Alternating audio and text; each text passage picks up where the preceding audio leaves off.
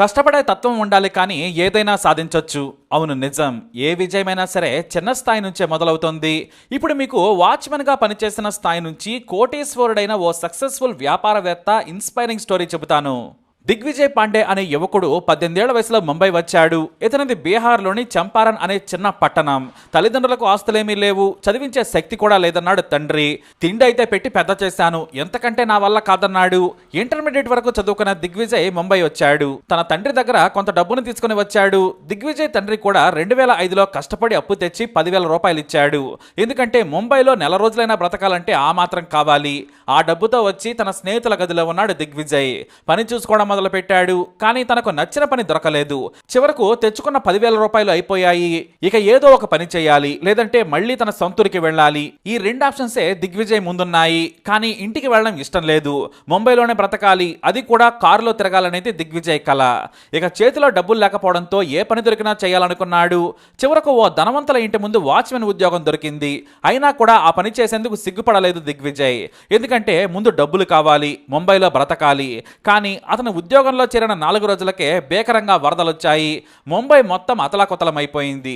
వద్దంటే వానలతో మొత్తం నిండిపోయింది. తన ఇంటి యజమాని మంచివాడు కావడంతో భోజనం పెట్టేవాడు. ఆ ఇంటి దగ్గరే ఉండేవాడు దిగ్విజయ్. వాస్తవానికి వాచ్మెన్ జాబ్ చేయడం దిగ్విజయ్కి ఇష్టం లేదు. అయితే తన ఇంటి ఓనర్ పిల్లలు సహా అందరూ ఇంగ్లీష్లో మాట్లాడుకునేవారు. వారి పిల్లలు కూడా దిగ్విజయ్తో ఇంగ్లీష్లోనే మాట్లాడుతూ ఉండడంతో తనకు వచ్చిన ఇంగ్లీష్ మొక్కలతో సమాధానం ఇచ్చేవాడు. అప్పుడే అతడికి ఓ విషయం అర్థమైంది. ముంబైలో బ్రతకాలి అంటే ఇంగ్లీష్ రావాలనుకున్నాడు. రోజు ఉదయమే వచ్చి ఇంగ్లీష్ పేపర్ను రోజు గంట సేపు చదివేవాడు. 5:30 గంటలకే పేపర్ వచ్చేది. దీంతో తాను చదివేవాడు. మెల్లిగా ఒక డిక్షనరీ ఆ ఇంటి యజమాని పిల్లలను అడిగి తీసుకొని ఇంగ్లీష్ నేర్చుకోవడం మొదలు పెట్టాడు. సొంతంగా గ్రామర్ కూడా ప్రాక్టీస్ చేశాడు. అంతేకాదు ఆ ఇంటి యజమాని పిల్లలతో ఇంగ్లీష్లో మాట్లాడుతూ స్కిల్స్ డెవలప్ చేసుకున్నాడు. అలా ఇంగ్లీష్ మీద 50% పట్టు సాధించాడు. ఇక తనకు ఇంగ్లీష్ మాట్లాడగలను, సమాధానం చెప్పగలను అనే కాన్ఫిడెన్స్ అయితే వచ్చింది. అలాగే పేపర్లోని ఇంగ్లీష్ సెంటెన్స్లను బట్టి పట్టి మరీ గుర్తుంచుకునేవాడు. ఇక 2 ఏళ్ల తర్వాత వాచ్మెన్ ఉద్యోగం వదిలేశాడు. పేపర్లో ఓ ప్రకటన చూసి మారుతి కార్ షోరూంలో సేల్స్ మెన్ జాబ్ కోసం వెళ్ళాడు. అక్కడ ఇంటర్వ్యూ ఇంగ్లీష్లోనే, కానీ ఇతనికి డిగ్రీ లేదు. అయినా సరే డిగ్రీ చదివానని చెప్పాడు. సర్టిఫికెట్లు అడిగితే అడిగినప్పుడు చూద్దాంలే అనుకున్నాడు. అయితే తనకున్న మాటకారితనంతో ఇంగ్లీష్లోనే ఇంటర్వ్యూ ఎదరకొట్టి జాబ్ను అయితే పట్టేశాడు. వాళ్ళు సర్టిఫికెట్లు అడిగినా ముంబై వరదల సమయంలో కొట్టుకుపోయాయని చెప్పాడు. తనకు ఇంటికెళ్ళి తెచ్చుకునే శక్తి లేదు, పేదవాడిని అన్నాడు. ఇక సరేనని సేల్స్ మేనేజర్ సొంతంగా రిక్వెస్ట్ పెట్టి సాయం చేశాడు. అలా సేల్స్ మెన్ గా కార్పొరేట్ జాబ్తో ఉద్యోగం మొదలుపెట్టాడు. ఇంతలో డిస్టెన్స్ లో డిగ్రీ పూర్తి చేశాడు. ఆ తర్వాత దూర విద్య ద్వారానే MBA కూడా చదివాడు దిగ్విజయ్. మరోవైపు కార్ సేల్స్ లో 7 ఏళ్ల అనుభవం వచ్చింది. సీనియర్ సేల్స్ మేనేజర్ గా ప్రమోషన్ కూడా పొందాడు. కార్ సేల్స్ ని 2 పెంచాడు.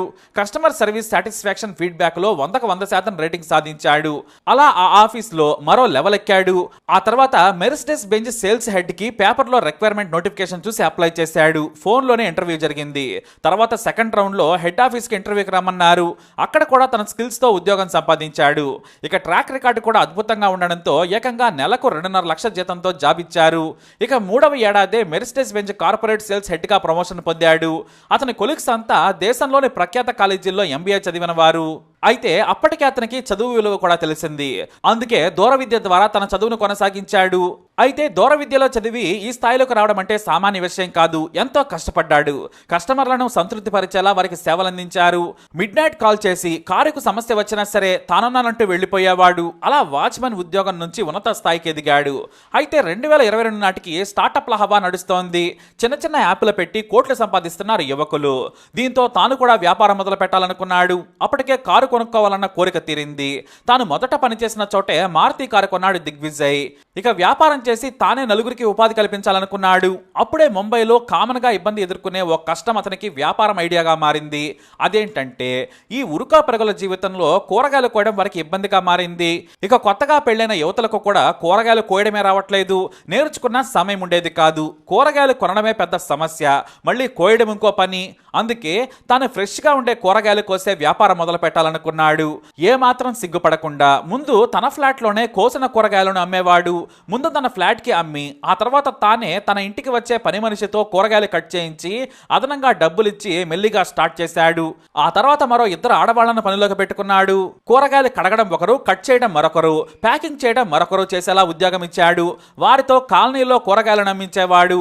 మొదట వాట్సాప్ తో మొదలుపెట్టి ఏకంగా వెబ్సైట్ పెట్టి బిజినెస్ బిజినెస్ స్టార్ట్ చేశాడు. అలా వ్యాపారం మెల్లిగా ఓ ₹1,00,000 చేరుకుంది. అయితే కరోనా వచ్చే సమయానికి యాప్ని డెవలప్ చేసేసాడు. క్యాట్స్ ఫ్రెష్ పేరుతో యాప్ను మొదలుపెట్టాడు.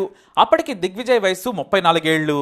తన కాలనీలోనే 2 షటర్స్ తీసుకొని ఆఫీస్ ఓపెన్ చేశాడు. కట్ చేసిన కూరగాయలను పండ్లను అమ్ముతూ మొదలుపెట్టిన బిజినెస్ 50 లక్షల టర్నోవర్కి ఎదిగింది. ఆ తర్వాత టాటా ఫ్రెష్ వెజిటబుల్ స్టోర్స్ నుంచి ఇతర మాల్స్ వరకు వీటిని అమ్మటం మొదలుపెట్టాడు. ఆ తర్వాత స్విగ్గీ జొమాటోలో కార్డ్స్ ఫ్రెష్ పేరుతో ఆన్లైన్లో ఆర్డర్స్ తీసుకొని అమ్మటం మొదలుపెట్టాడు. కేవలం 3 ఏళ్లలోనే అంటే 2022 నుంచి 23 వరకే ఏకంగా టర్నోవర్ 2 కోట్లు దాటింది. ఖర్చులు పోను కోటి లాభం.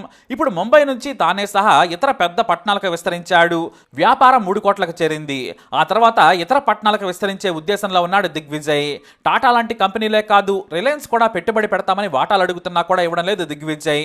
ఒక స్థాయికి తీసుకొచ్చాక పెద్ద పెట్టుబడి పెడితే ఎక్కువ వాటాతో విస్తరించాలనేది దిగ్విజయ్ కోరిక. అంతకంటే ముందు కూరగాయలు పండించేందుకు కూడా కొంత భూమిని కొన్నాడు. అలా వాచ్మెన్ స్థాయి నుంచి 100 మందికి ఉద్యోగం కల్పించే రేంజ్కి ఎదిగాడు దిగ్విజయ్. కొన్ని చోట్ల రిటైల్ సూపర్ మార్కెట్ అలాగే వెజిటబుల్ అండ్ ఫ్రూట్ స్టాల్స్ ని కూడా మొదలుపెట్టాడు. ఇది కదా విజయం అంటే. ఇప్పుడు దిగ్విజయ్ పాండే సక్సెస్ స్టోరీ తెలియని ముంబైకర్ లేడంటే అతిశయోక్తే కాదు. ఒక వాచ్మెన్ స్థాయి నుంచి 100 మందికి ఉద్యోగాలు ఇచ్చే స్థాయికి ఎదిగాడు దిగ్విజయ్. మరి ఇతనిపై మీరేమంటారు? మీ అభిప్రాయాన్ని కమెంట్ ద్వారా తెలియజేయండి. వీడియోని లైక్ చేయండి, షేర్ చేయండి, మా ఛానల్ని సబ్స్క్రైబ్ చేసుకోండి.